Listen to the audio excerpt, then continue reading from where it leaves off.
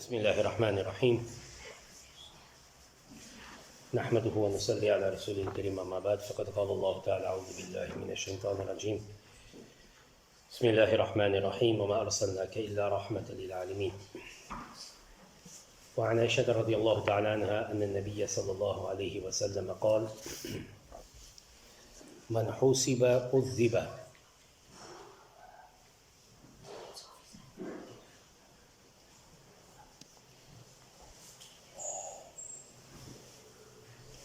قالت عائشة فقلت أوليس يقول الله عز وجل فسوف يحاسب حسابا يسيرا قالت فقال إنما ذلك العرض ولكن من نوقش الحساب يهلك إن الله وملائكته يصلون على النبي يا أيها الذين آمنوا صلوا عليه وسلموا تسليما اللهم صل على سيدنا ونبينا مولانا محمد وعلى آل سيدنا ونبينا ومولانا محمد وبارك وسلم. Hadith número 88, lição número 88, que Imam Bukhari rahimahumullah ta'ala apresenta.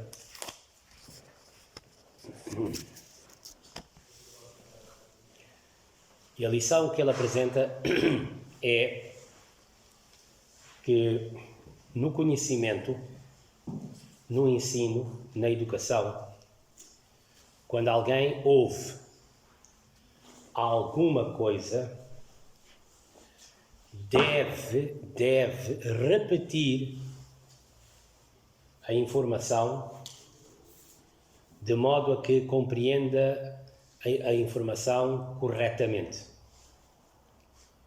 Da mesma forma como nas escolas, uma criança, um aluno, quando ouve uma informação, quando ouve alguma coisa sobre a matéria, se ele não perceber, o que é que ele tem que fazer? Levanta o braço e pergunta.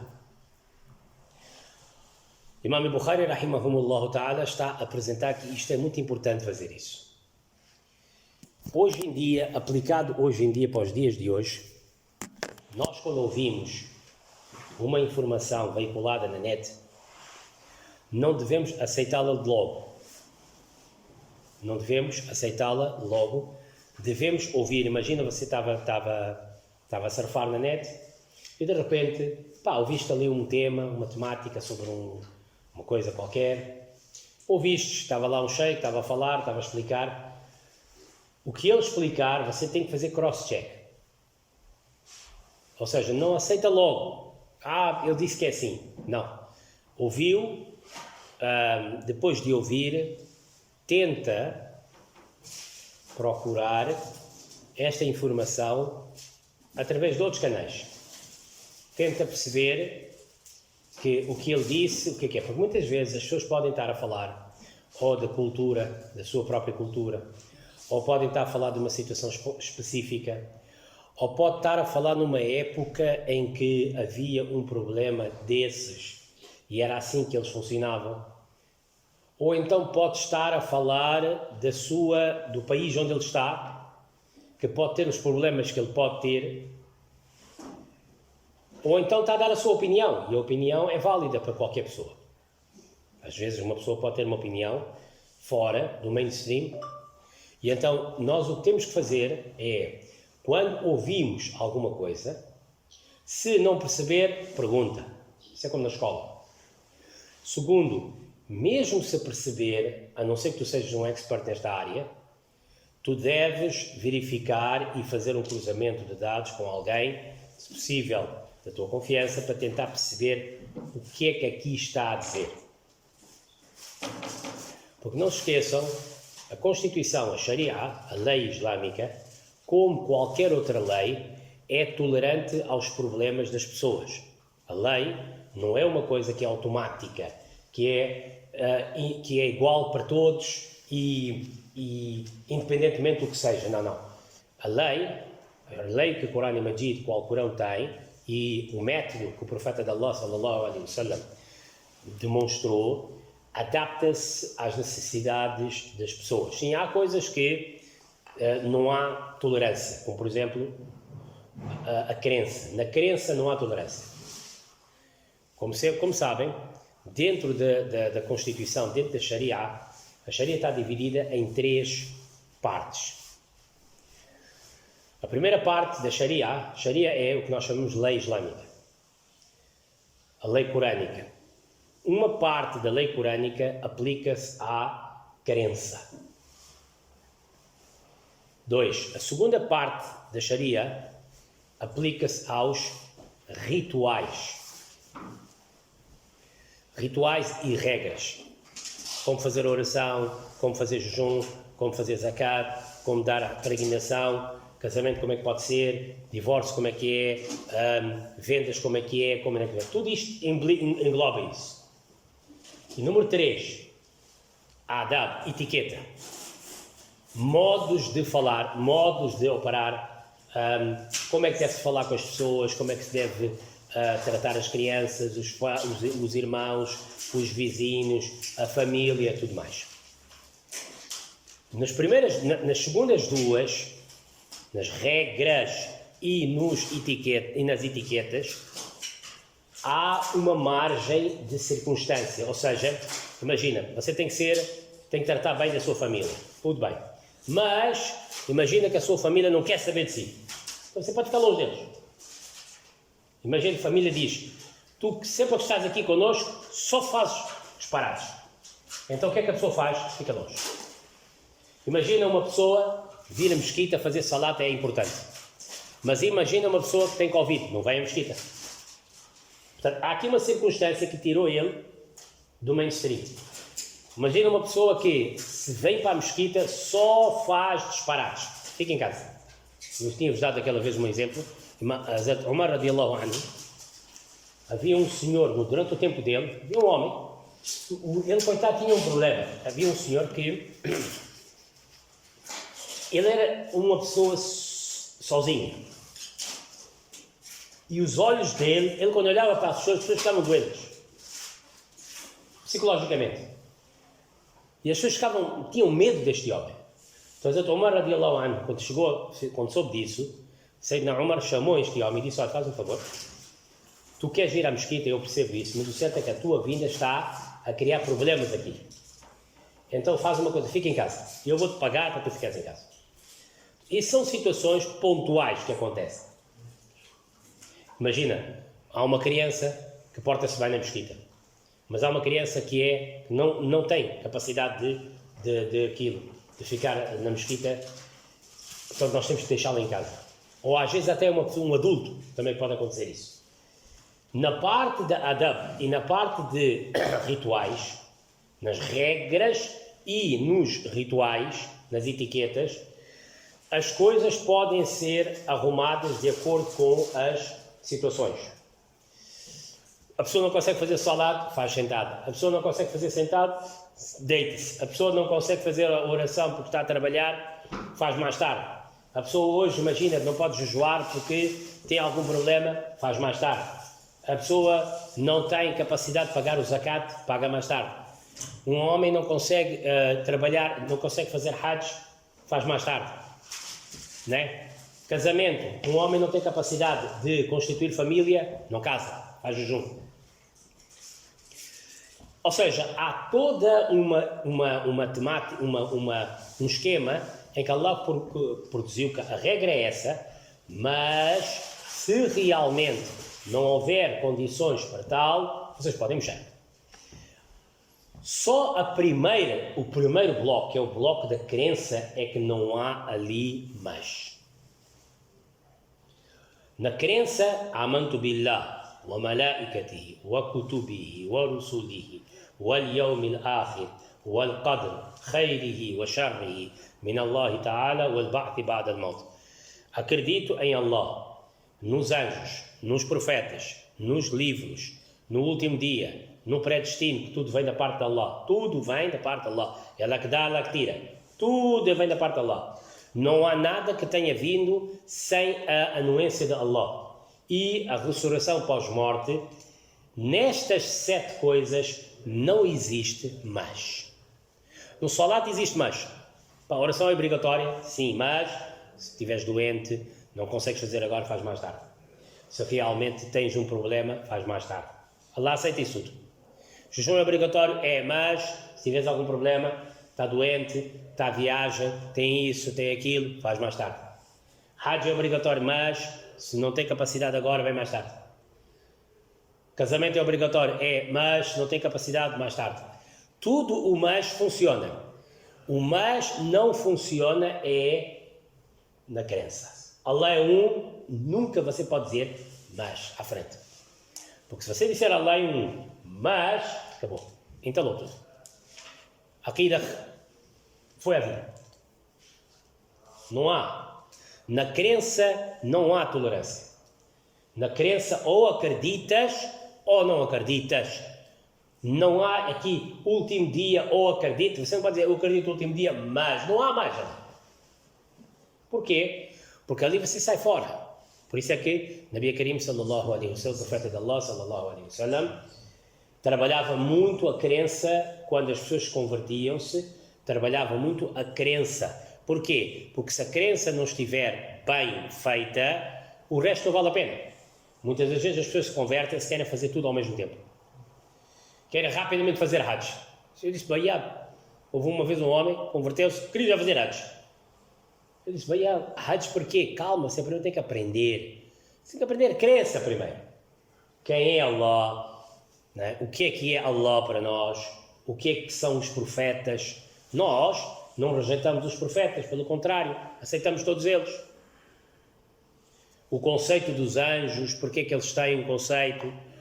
O predestino, a ressurreição pós-morte, os livros. Primeiro tem que trabalhar essa parte toda, só depois de trabalhar essa parte toda é que realmente um homem pode realmente pensar de avançar para a frente. Caso contrário, não tem hipótese. E na crença ele tem que limpar isso. O que acontece muitas vezes aqui, e daí o que o Hadith está a falar, que quando tu ouves alguma coisa, primeiro tu tens que ouvir, compreender, perceber o que está a ser veiculado, a informação que está a ser dada. Se não compreender, pergunta, para teres essa informação muito bem na tua cabeça. Porquê? Uma das razões que Imam Bukhari rahimahumullah ta'ala apresenta esta lição é porque quando um homem aprende, ou uma mulher aprende algo, naturalmente que ele depois vai apresentar essa lição a outros.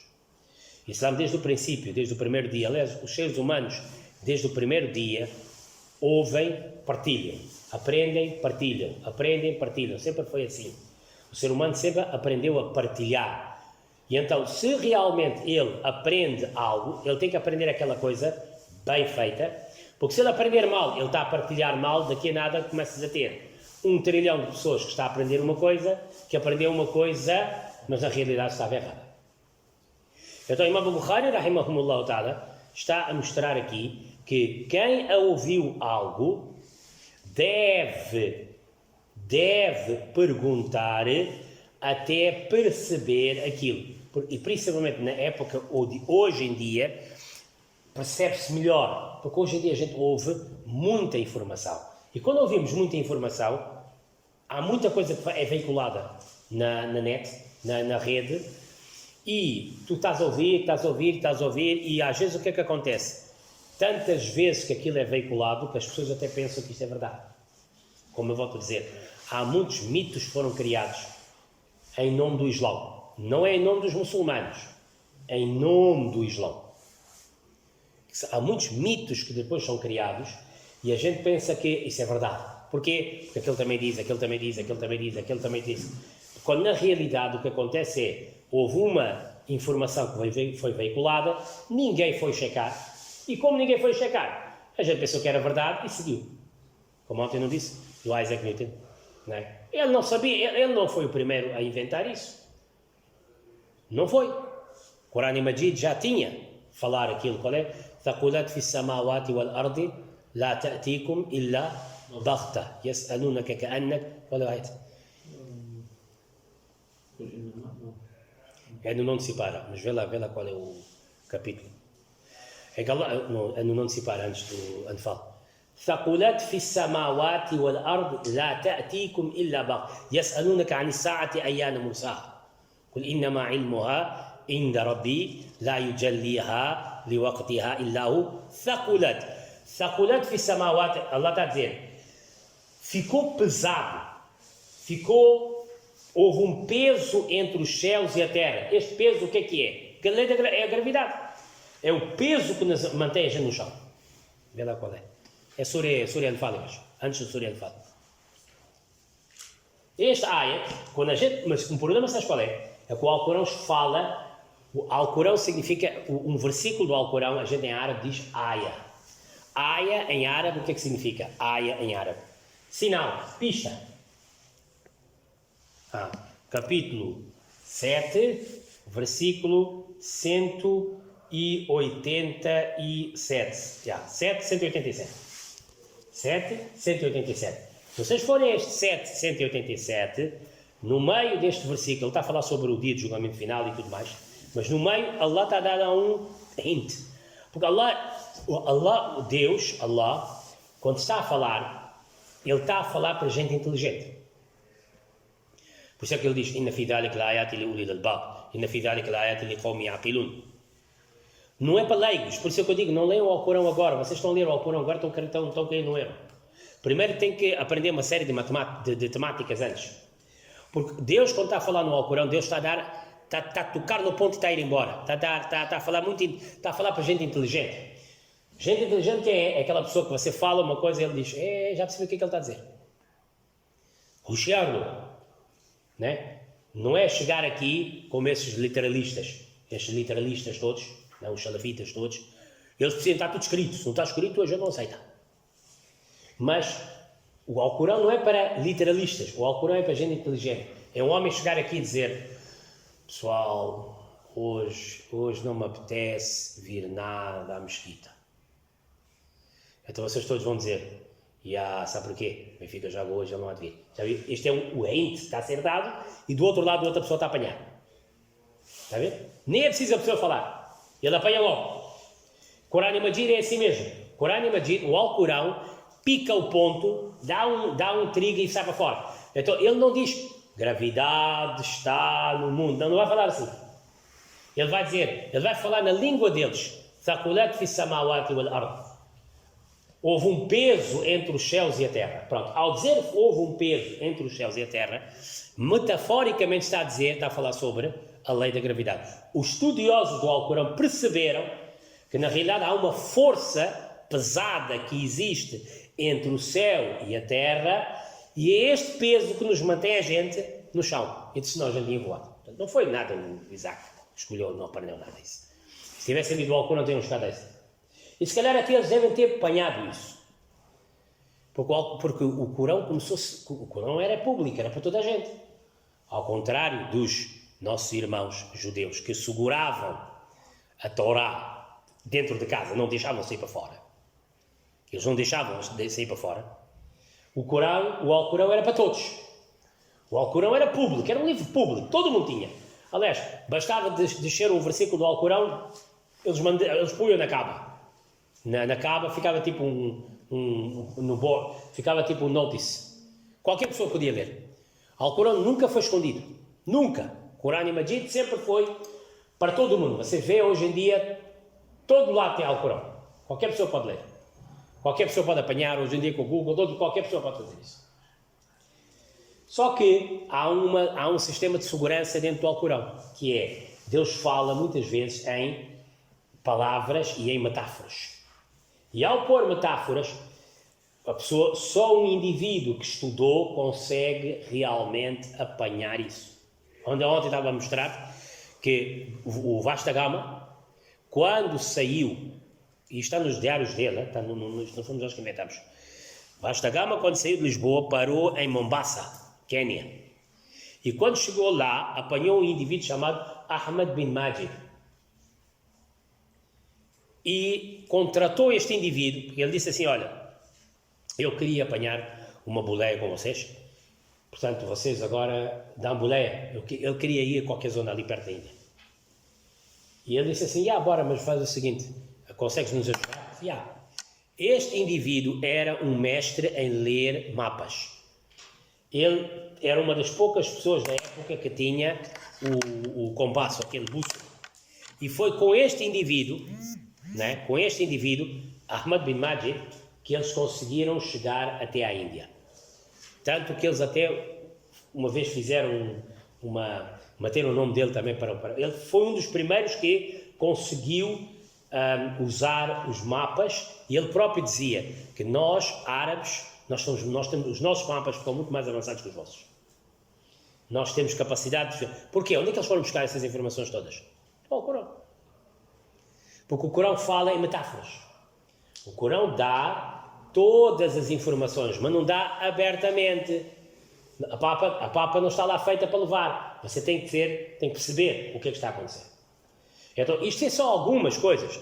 De resto, vocês veem a quantidade de coisas que foram inventadas. Não foram inventadas, foram descobertas pelos árabes, pelos muçulmanos, e grande parte delas aqui, onde nós estamos sentados aqui, na antiga Andaluzia.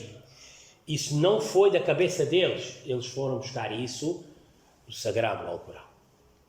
Só que para buscar isso, o Sagrado Alcorão, o indivíduo tem que aprender primeiro, há uma série de temáticas, disciplinas antes que ele tem que aprender, não é qualquer maneira, não é abrir o livro e uma vez tens o livro aberto, e a partir daí não é assim de qualquer maneira. Isto leva tempo, isto não é qualquer maneira que se faz. Ok.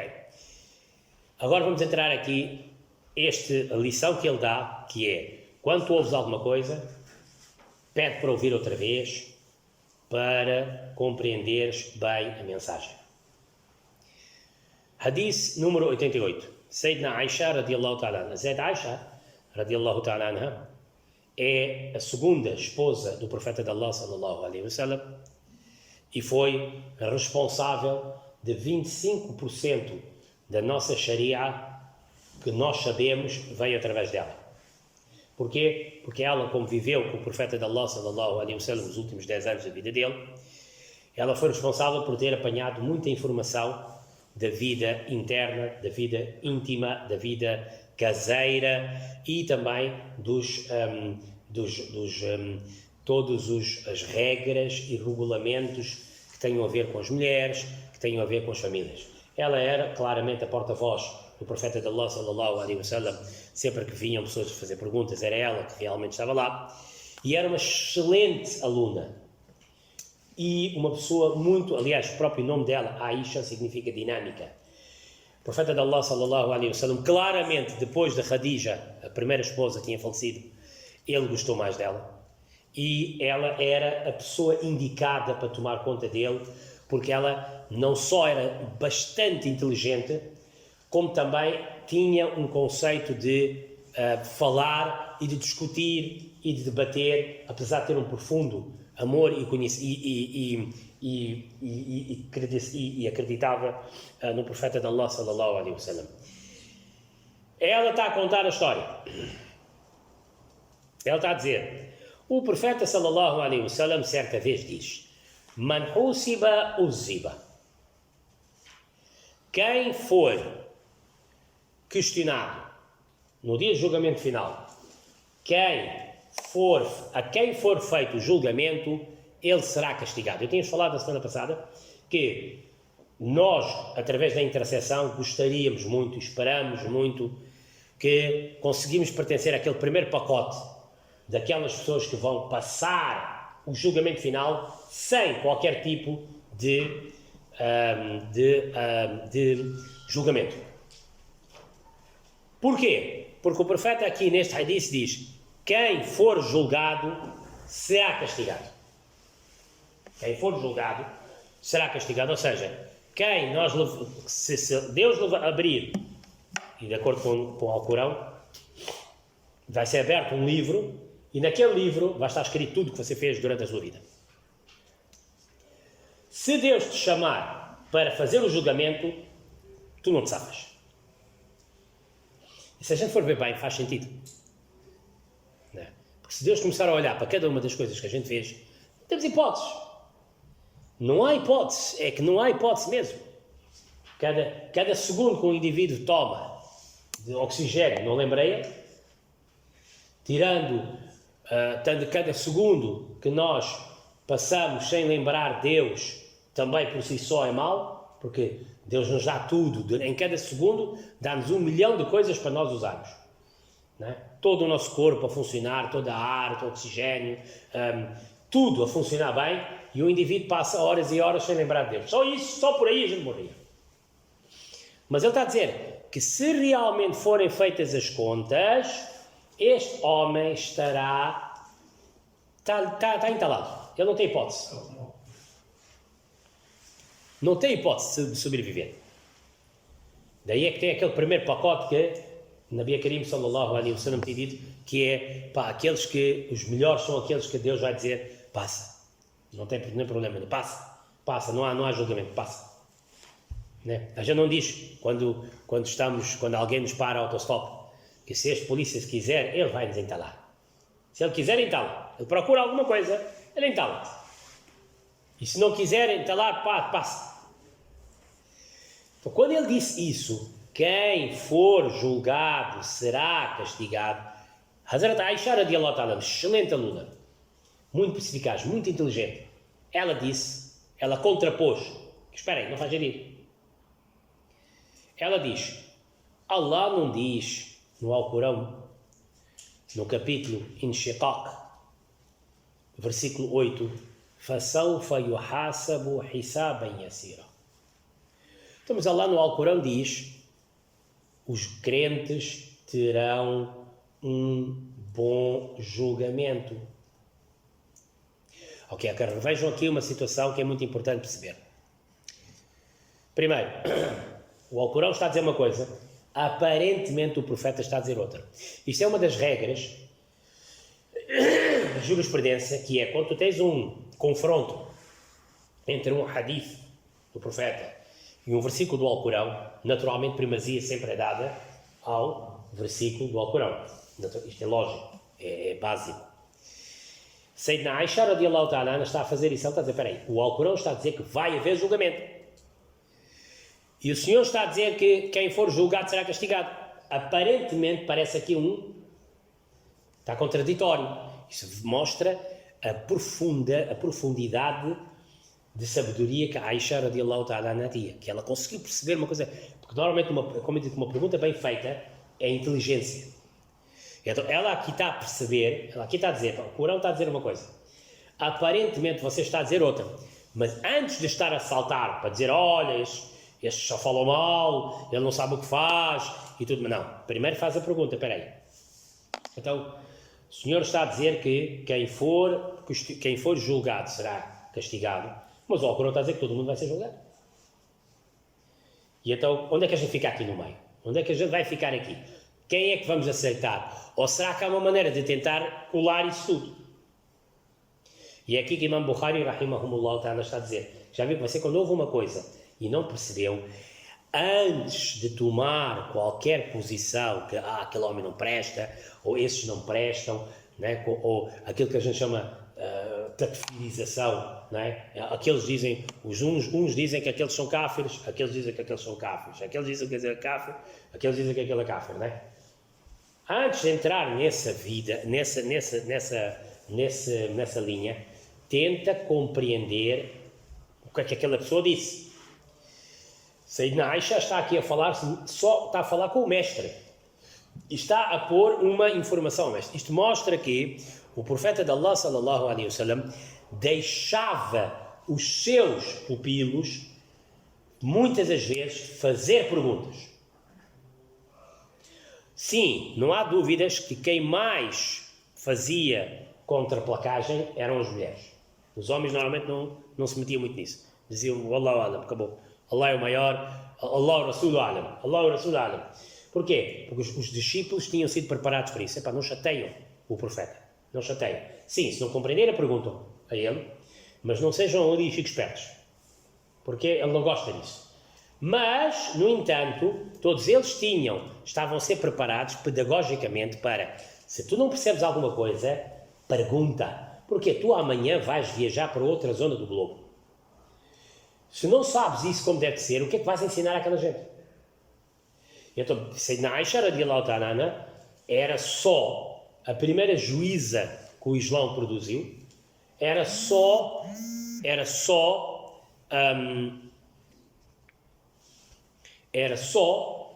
uma das mulheres que, sempre que havia alguma coisa, mesmo depois da morte do profeta de Allah, sallallahu alaihi wasallam, era só a ela que todo mundo recorria. Então era importante ela ter sido muito bem preparada pelo profeta de Allah, sallallahu alaihi wasallam, de modo a que as informações fossem veiculadas bem. Então, ela pergunta, olha, então, mas Deus não está a dizer que vai haver julgamento? Que um crente será julgado de uma forma fácil, de uma forma tranquila. Então ela disse, então, mas não é isso? O profeta sallallahu alaihi wasallam responde de volta, innama dhalika al-ard, que Aisha, todo o mundo vai ter que prestar contas, vai ter que apresentar para o teste. A diferença qual é? Uns vão apresentar, vão chegar lá e vão ter com o livro na mão e Deus vai dizer, muito bem, pode seguir. E outros, Deus vai dizer, abre já os livros aqui que a gente vai começar já a conversar. Que todo mundo vai ter que apresentar-se no dia do julgamento final, isso é líquido, isto está no Corão, ponto. Não há aqui nada a fazer.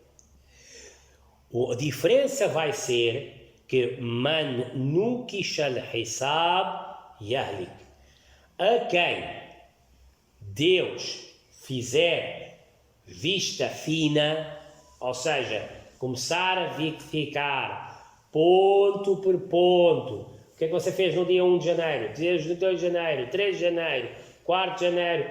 Aqueles a quem Deus começar a verificar ponto a ponto, Yahlik, ele está entalado. Ponto a ponto. Aqui, esta hora o que é que fizeste? Aquela hora o que é que fizeste? Aqui está a dizer que tu fizeste isso. Ali está a dizer que tu fizeste isso. Ali está a dizer que tu fizeste isto. Nukisha em árabe significa quando você começa a mastigar ponto a ponto. Quando começas a verificar ponto a ponto.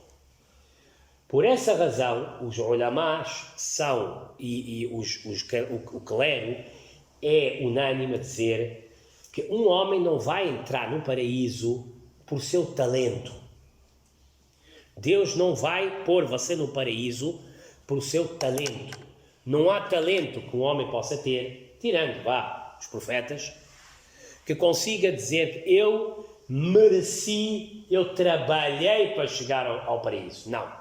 O paraíso chegará para ti se Deus, por alguma razão, gostar de uma ação tua e esta ação mostrar a fidelidade que tu tens no teu coração e com isso Deus ter pena de ti, então ele vai dizer, muito bem, não precisamos de falar mais, segue junto.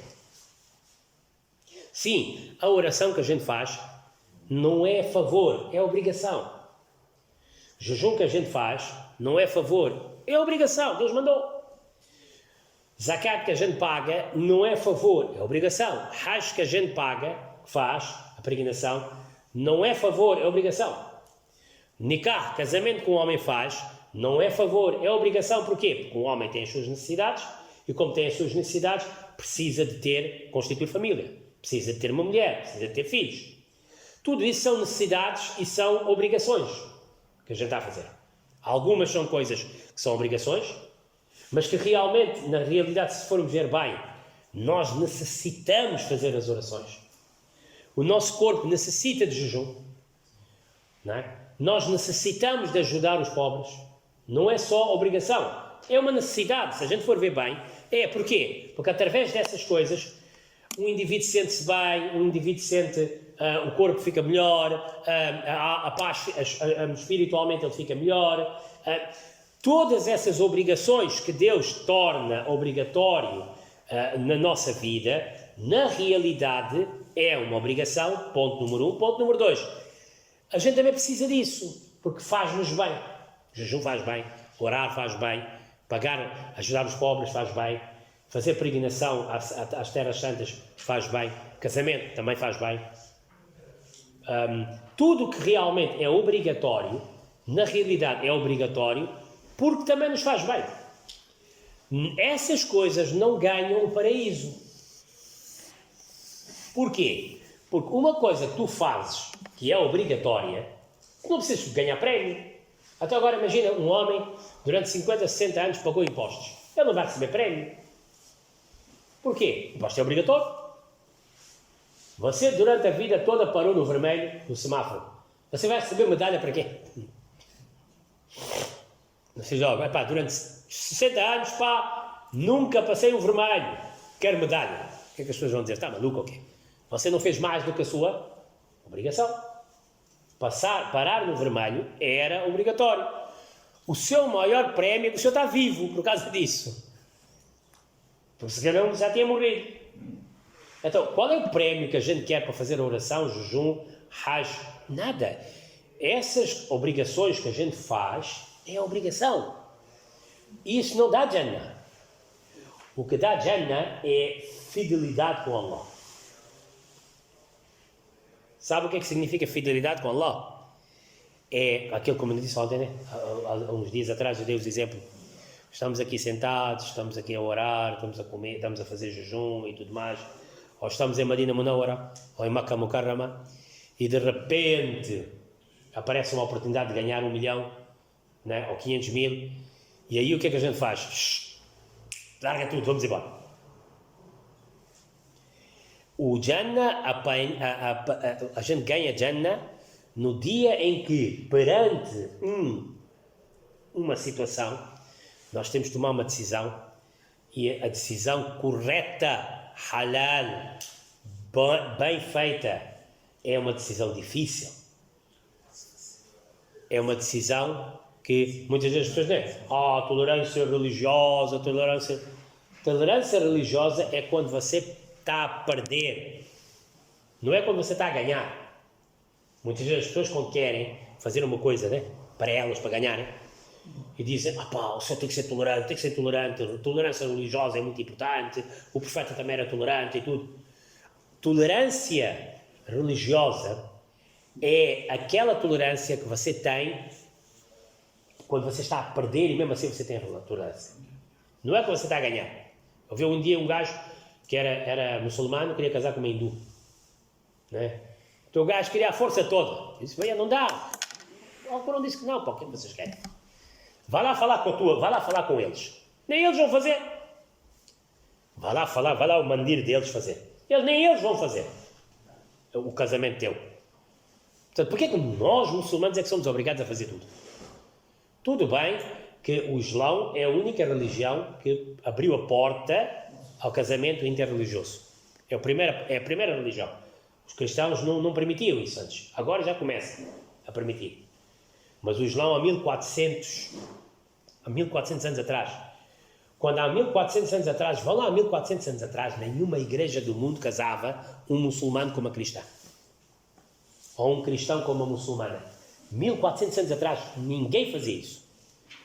Há 1400 anos atrás, nenhum judeu sinagoga fazia casamento de um judeu com muçulmana, ou muçulmano com judeu. Agora, hoje em dia, já vale tudo, já começa. Porquê? Porque hoje em dia os interesses já começam a pesar. Mas há 1400 anos, quando a religião era fortíssima na altura, o cristianismo era muito forte na altura, e o judaísmo também era muito forte, qual era a religião, naquela época, no século VIII, que permitia interreligião? O Islão era a única. Hindus não permitiam. Agora podem. Agora você já consegue arranjar uma maneira de dar ali, de fazer ali uma curva, e eles fazem esses casamentos já, porque, como eu disse, o clero de hoje em dia é empregado. Naquela época, há 1400 anos atrás, o clero era patrão. Naquela época, o rei, o sultão, o califa é que fazia imamat. Quem liderava a oração numa mesquita era o califa, porque eles tinham exemplo de profeta de Allah sallallahu alaihi wasallam. Eles viram O profeta era chefe máximo do império. Quem é que fazia as orações? Quem é que liderava as orações? Nabi Karim sallallahu alaihi wasallam. Então, todos os califas diziam, nós é que temos que liderar. Naquela época, o clero, o Estado, o ministro, sabes quem eram os ministros? Era clero. Depois vinham os professores e os mecânicos e os engenheiros, e eram grandes engenheiros. Atenção, não brinquem. Os muçulmanos produziram, porque o Corão fala sobre a engenharia. Né? Lei da gravidade, capítulo 7, versículo 187, está lá. Sakulat fi samawati wal ard. Ficou pesado, ou seja, há um peso entre os céus e a terra. Este peso é a lei da gravidade. Está lá. Arquitetura, engenharia, tudo está lá. Só que até esses, e eram extraordinários homens, hein? Eram extraordinários homens. Aliás, hoje a engenharia e a arquitetura islâmica, vocês não brinquem. Deram um programa sobre Andaluzia, lá na Luz, 4 programas. Yeah. Exatamente. Eles foram buscar isso onde? Al-Zawari, o primeiro grande médico. E o matemático, se não me engano, não é? Vocês sabem esses... Essa tecnologia, tudo, vem tudo do Corão. Esses indivíduos eram todos teólogos. Todos teólogos. Mas ao mesmo tempo, cada um era expert numa área. Porque pegou naquele versículo do Alcorão e começou a trabalhar. Um ficou na arqueologia, outro saiu naquilo, outro saiu naquilo. Mas, sabe quem eram os ministros principais daquela época? Eram os teólogos religiosos. Os molanas. Os molanas, os sheiks, mas os sheiks religiosos. Não era sheik barra advogado, sheik barra engenheiro, não. O sheik que era o sheik religioso, este é que era ministro direto do rei. E o rei quem era? O rei, o califa, o sultão, era o homem que liderava a oração. Hoje em dia, o rei nem vai à mesquita. Né? E hoje em dia, o ministro religioso é funcionário público, é empregado. Por isso é que já permite tudo, já deixa andar tudo. Porquê? Porque o coitado tem que fazer pela vida. Naquela época ele não precisava de fazer isso. Até eles diziam, meus amigos, século VIII, única mesquita, único lugar do mundo onde podia haver casamento entre duas pessoas de diferentes religiões era... Os cristãos diziam, nem pensar. Porque ali também a igreja, quem mandava era, na altura quem mandava eram os religiosos. O problema agora é que no século, à medida que esses últimos 10 séculos passaram, os religiosos deixaram de ser patrões e passaram a ser empregados. Enquanto que antigamente os religiosos é que eram os patrões.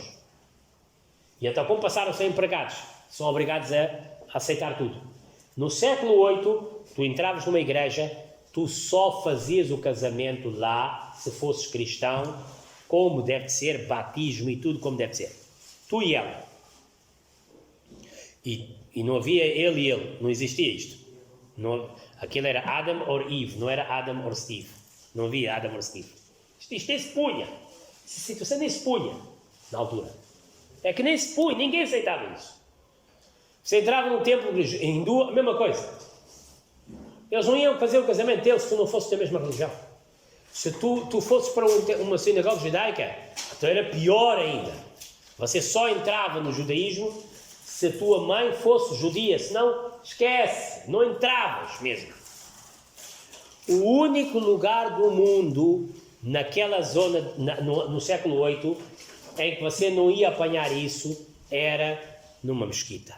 Onde o homem, se fosse muçulmano, e ela fosse judia ou cristã, ele fazia o casamento deles. Hoje em dia já é normal. Porque hoje em dia, conforme expliquei,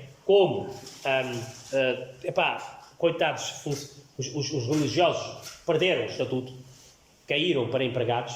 Hoje em dia, coitados, se alguém lá em cima que tem dinheiro manda, ele é obrigado a ouvir. Hoje em dia já vale tudo. Então, este indivíduo vai ter isso, tal, eu sou muçulmano, ela tem que ser hindu. Ora, como devem calcular, ela não é abrâmica, os hindus não são abrâmicos. Apesar da religião deles, falam em um Deus.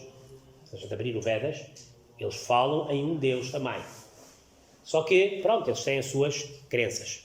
A gente respeita, não tem problema nenhum. Mas não pode fazer casamento.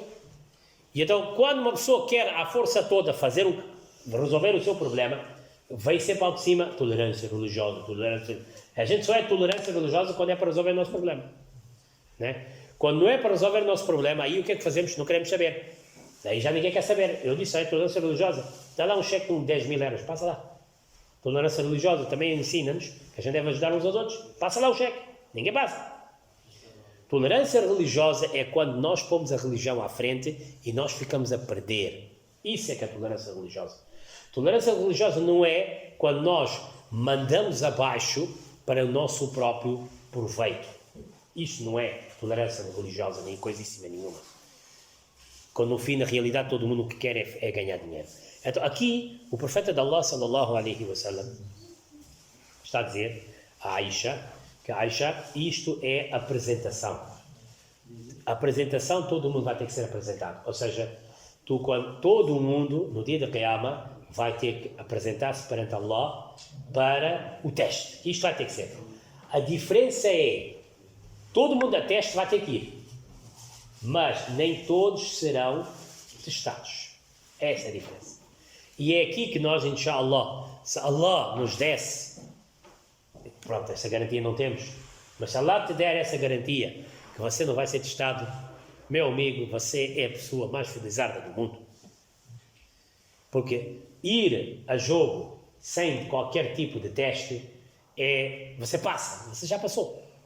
Mas no dia em que Allah se leva, e que Allah nos perdoe e que nos proteja, se realmente Ele nos leva e começa a dizer, tu tens de fazer isso, tu tens de fazer aquilo, tu fizeste isto, porque é que fizeste isto, saíste para a rua, olhaste para aquela miúda e tal, tiveste aquele mau pensamento ali, tiveste aquele mau pensamento ali, comestes esta comida, verificaste se era halal ou não era halal, onde é que veio, como é que veio, de onde é que veio. Se começar a ver esse questionário, ninguém consegue safar, nenhum de nós consegue safar, não temos hipóteses. Tirando uma mão cheia de gente que neste mundo, que coitados, sempre tiveram cuidado, Allah nos perdoa, a gente não sabe quanta coisa que já entrou dentro do nosso corpo, a gente não sabe se é halal ou se não é halal. Mesmo coisas que a gente compra e vende e ganha dinheiro, também nós não sabemos. Há coisas ali que são misturadas, há coisas ali que a gente não sabe, há dinheiro que se calhar já levamos e não é nosso, sem querer levamos. Imagina 1 cêntimo que você levou de alguém e você não sabe. E porque Allah diz no Corão, فَمَنْ يَعْمَلْ مِثْقَالَ ذَرَّةٍ شَرًّا يَرَهُ. Nem que for um mithqal. Mithqal significa um átomo de coisa má que você fez, você vai ver. O que significa que, imagina, 1 cêntimo, imagina que a gente levou de alguém. Imagina. E sem querer, Allah vai chamar lá em cima. E vocês sabem que 1 cêntimo lá em cima, naquele dia,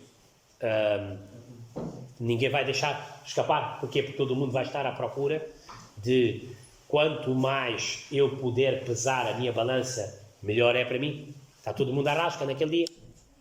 É nos momentos de dificuldades que as pessoas depois já não perdoam umas às outras. Porquê? Porque naquele dia o estado será tão difícil, tão difícil, tão difícil, o clima será tão difícil naquele dia, que Allah até diz que يَوْمَ يَفِرُّ الْمَرْءُ مِنْ أَخِيهِ وَأُمِّهِ وَأَبِيهِ. Naquele dia um homem vai fugir do seu irmão, e o pai e mãe, ninguém vai querer olhar um para o outro. Porque todo mundo vai querer apenas fazer uma coisa. Eu preciso de pesar o máximo possível a minha balança. Se a minha balança do lado bom estiver melhor, mais pesada do que no lado esquerdo, eu a partir daí consigo fugir. E preciso para a frente. E então naquele dia ninguém vai perdoar ninguém. Ninguém vai poder perdoar ninguém. Porquê? Porque todo mundo ali vai estar preocupado consigo próprio. Todo mundo vai estar a olhar شأن يغني لكل امرئ منهم يومئذ شأن يغني.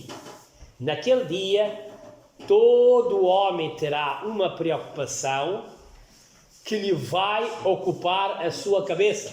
Ele não vai pensar que, eu devo perdoar esse, ou eu devo deixar passar esse, tudo bem, vai, meu amigo, tu foste meu irmão, deixa passar. Não, ele não vai olhar para isso.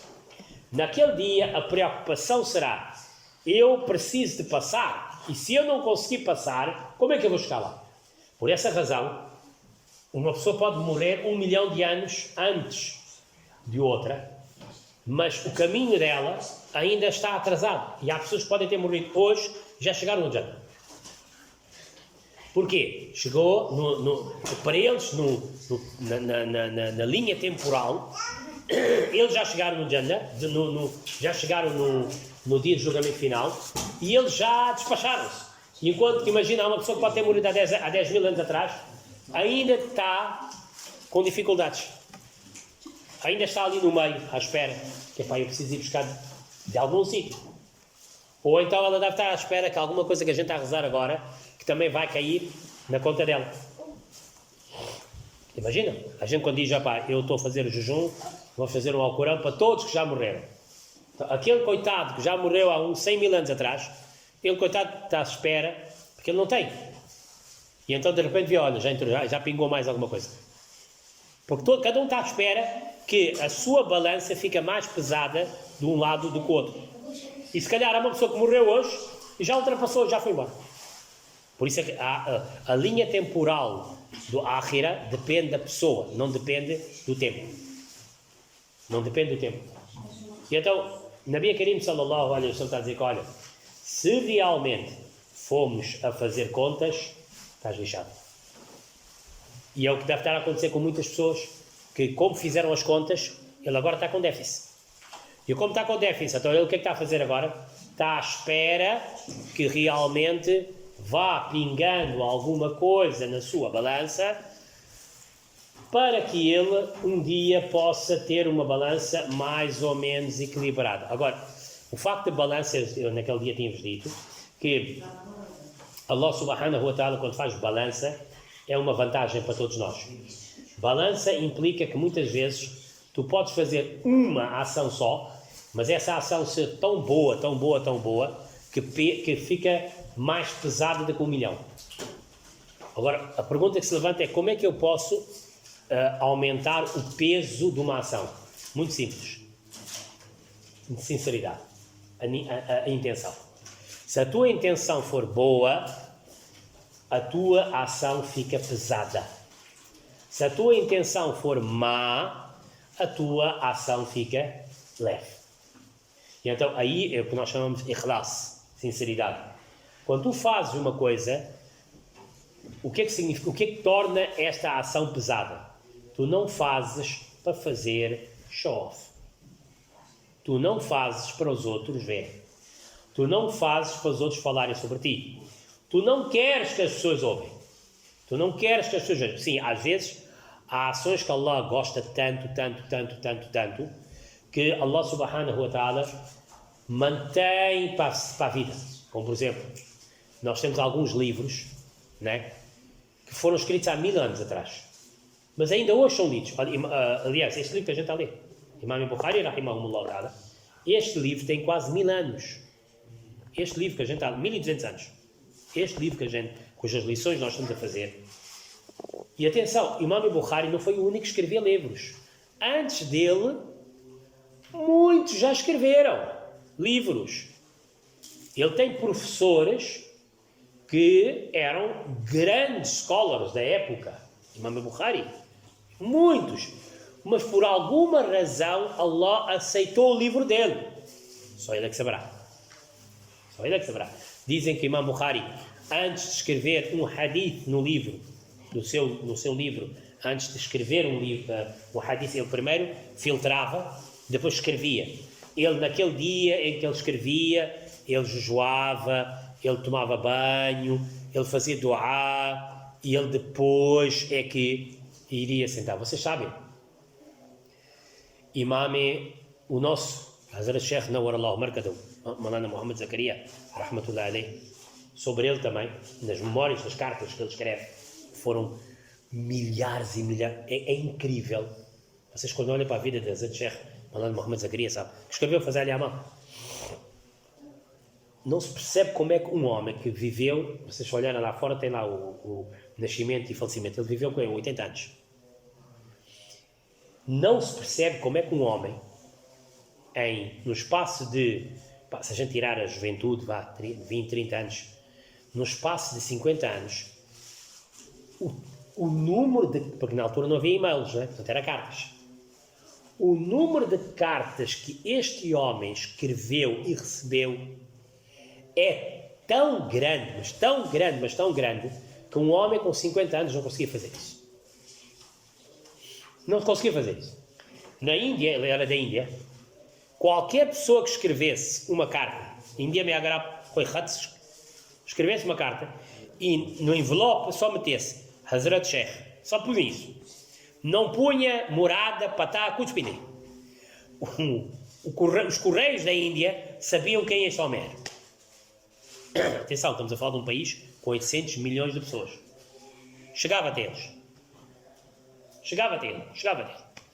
É tantas as cartas que ele escrevia. E mais, vocês vão ver a quantidade de livros que esse homem escreveu. Quantidade de livros. Mais as aulas que ele deu, mais as coisas que ele fez, mais os livros que ele...